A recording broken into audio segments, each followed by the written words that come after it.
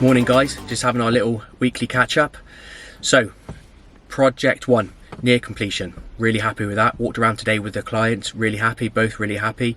Smaller bit of rendering to do outside, but we're going to wait for some nice weather, so this time next week hopefully it'll all be done. Project 2, all the steels have finally arrived, so they've all been erected now. We're starting to cut the roof on, so really pleased with that now.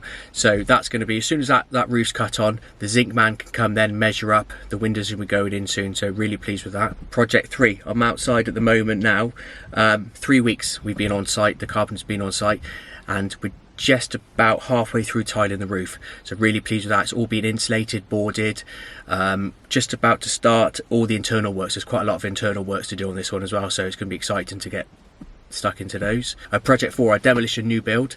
Had a bat survey, came back yesterday, fine, no bats, so that's one more thing ticked off the list. Just waiting for Western Power now to sign, to say when they're going to come. So we've got the gas coming next week, water's been turned off, so we're just waiting for Western Power to come and then we start demolition, so hopefully soon that'll be able to start. We've got another build starting next week. That is a big single-story wraparound extension. Quite a really tricky build actually. This one is. Access is really good, but the actual build, the makeup of the build is really tricky, and it's a really tricky roof to cut on and things like that. So it's going to be quite exciting to get stuck into that one. This time next week we're going to have 5 live sites ongoing, so we need to make sure that our time management and our schedule of works is really tight to make sure we optimise all of our available labour and staff doing a good job. Right, signing off. So we've created 2 new bathrooms with this build, so that means now we've got to get the waste out somehow. So it means we've exposed all the current waste pipes going into the septic tank and just attaching them now.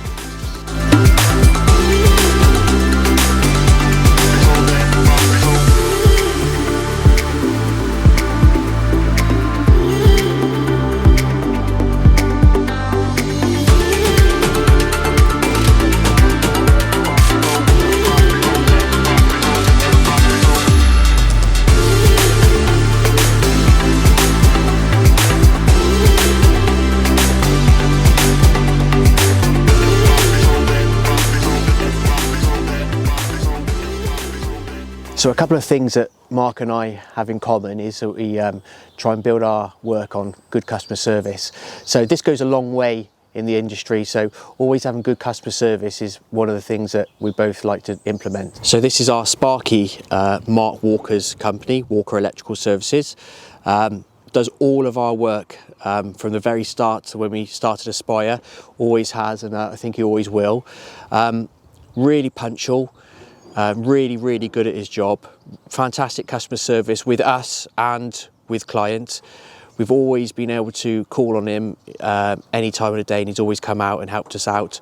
He's really good at his job, phenomenal service. So just a little update where we are with this one. So we've been on site now, the carpenter's not quite 2 weeks. So the house has all gone up, all the rafters are on now. We're just finishing the aquaboard on the outside. The roofer's coming tomorrow, Pritch, so he's going to start felt battening and then putting all the slate tiles on. So by the end of next week, all this building on the outside will be fully done.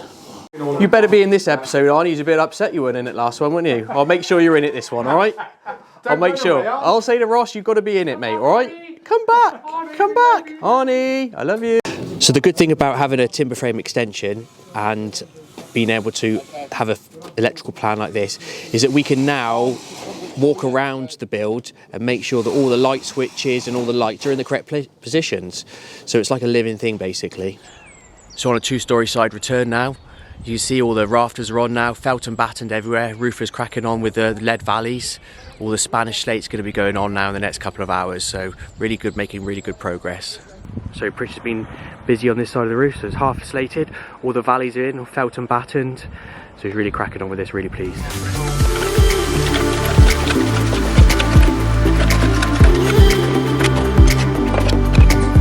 It's all sound insulation, been put in the ceiling, and 200mm rock wool in the walls. So all the 200mm rock wool's gone in the walls, just about to put some vapour barrier around the outside of the perimeter of the building. It's St Nick and Arnie, serious at it. Here's Craig, a multi-trade. So all the aqua boards on now, all the slate tiles are on. Just doing some knock throughs now, so the client's keeping all the old stone to make some flower beds, etc. So I'll show you on the inside now. So as we come down these stairs, this is going to be the new kitchen. It's going to be a new knock through there, right in between the two doors. All this wall is coming out. That's currently the toilet, so that's going to be part of the new kitchen. So it's going to be a big wraparound kitchen for the client. This window is going to come out. This was the window on the side of the building, and now this is going into the new extension, so it's going to be taken out. We're going to make it into a corridor. This room was a bedroom, and now it's going to be made into a bathroom for the corridor. So some of the internal works that's going to happen is all of this wall is going to get removed, and there's going to be, this is the current utility room, this is going to be a brand new kitchen in here. So we're going to knock down some walls and sort out the electrics and pipe. Dusty old job for Arnie today.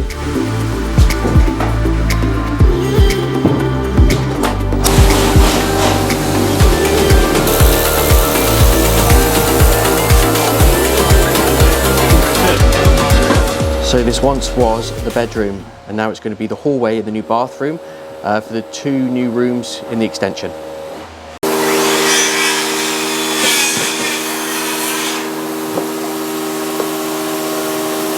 You know it's serious when they're actually reading the instructions. Quick, throw them away, quick, quick, you don't need them. Quiet as I've ever seen these boys watching the latest episode. Cakes for the client as well on a Friday morning, perfect. It's all plasterboarded, ready for the plasterers to come. Still waiting for the windows to arrive, so we're going to have to do our normal trick of doing the reveals and fitting them retrospectively.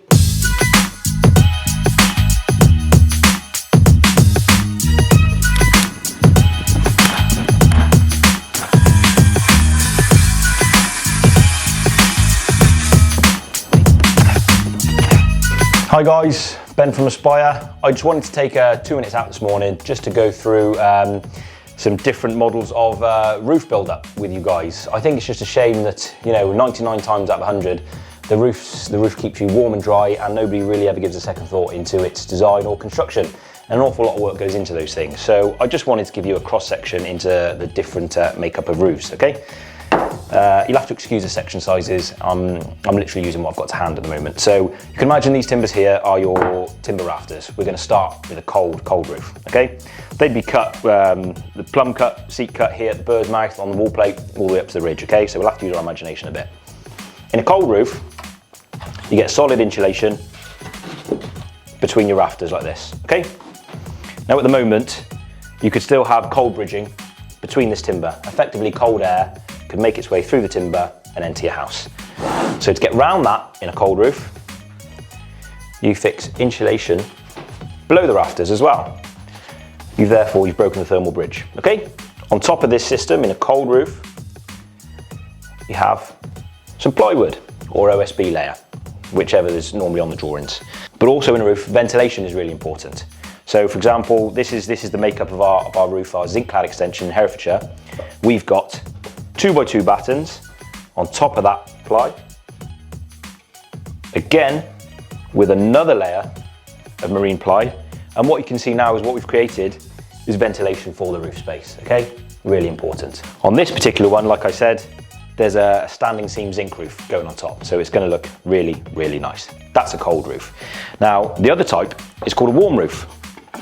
Now, that's not to mean it's any warmer or any colder than a cold roof. It's, like I said, just a different type of construction method, ever so slightly. More often than not, these warm roofs are used for a flat roof, okay? So let's pretend now that these timbers are joists. If it's a flat roof, you can't have it completely level because you need your rainwater to be diverted. So you affix what's called a furring strip, okay? That's a bit of timber that's cut like a wedge. Now what that does is divert all the rainwater when it's finished off in one direction, okay? On top of this, you have the same amount or more insulation, okay? It's all on top of the joists. Therefore, you've already broken that thermal barrier there. This is a warm roof. On top of this, you have your 18mm hardwood ply, whatever's on the drawings, and then this is quite often finished in like a rubber membrane or some other material that looks really, really sharp, okay? So that is a warm roof build-up. Again, like I said, Lots of work goes into constructing these roofs and making sure they're really bob on, watertight, they do everything they need to do, but unfortunately not really much thought's given to it after, so there we are, that's a warm roof and a cold roof build-up. Take care everyone. Hi guys, Ben from Spire, just giving you a little catch up with where we are. I'm on site at a small project we had about 12-18 months ago. And the client was asking me a little while ago if we had time to squeeze a little slabbed area in for him. And fortunately, we're a couple of weeks ahead of schedule on some of our other projects. So I've managed to get a few of the guys here and they've started putting this beautiful Indian stone down, as you can see behind me here. This was actually a small link extension that we did about 12 months ago or so. And it links the main house to the annex. And it's incorporating a downstairs WC and utility, so really functional for the home, which is great. So yeah, the clients opted for these Indian stones, as we can see behind me. Really, really nice product. They're 22mm calibrated stones. They're really nice to go down. They're fully bedded on sharp sand cement dry mix, and they've been jointed with a flexi joint compound, which just gets brushed in and watered down. And what the benefit of that is, over than pointing something up in the traditional method, is over time all that sand and cement mix will crack, freeze, thaw and blow out. But this compound, this joint compound that you brush in, is really, really nice. So yeah, I've been really pleased we've been able to squeeze this in quickly for the client.